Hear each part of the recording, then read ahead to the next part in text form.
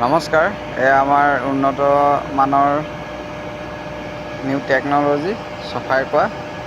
মানে এতিয়া ৰাতি বৰ্তমান বাজিছে 11:12 বাজিলে, 16 মিনিট আছে। ঘপককৈ তাত বাজিছে, আগফালে ওলাই চাইছোঁ কি হৈ আছে বুলি। দেখিছোঁ পূৰা গাড়ীয়ে চফা কৰি আছে, মানে নতুন টেকন'লজি। মানে দুদিনমান আগত ভিডিঅ'ত দেখিছিলোঁ, ৰিয়েলত দেখা নাছিলোঁ। ঘপককৈ দেখি ভাল লাগিছে, একদম পূৰা ৰাতি আহি একদম পূৰা চফা কৰিছে ৰাস্তা, মানে পূৰা মানে কি বুলি কয় আপোনাৰ ঝাৰু মাৰিছে। মানে টেকন'লজিটো বহুত নতুন হয়, ভাল লাগিছে এনেকুৱা পৌৰসভা পদক্ষেপ। মানে চৰকাৰখনলৈও মানে চৰকাৰখনে চফা কৰে, নিজৰ দায়িত্ব আছে অলপ যে চাফ চিকুণ কৰি ৰখা নিজৰ পৰিৱেশটো।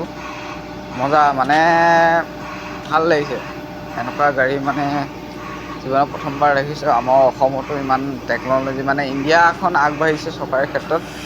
সেয়াই আৰু ক'বলগীয়া। গতিকে ৰাইজ কি ক'ব এই বিষয়ে, মানে খুবেই মোৰ ভাল লাগিছে মানে টেকন'লজিটো দেখি, যে বাহিৰৰ যিটো ৰাস্তা চফা কৰা টেকন'লজি সেইটো অসমতো আহি পাইছে বৰ্তমান। আৰু অসম চৰকাৰলৈ ধন্যবাদ পৌৰসভা দি। নমস্কাৰ।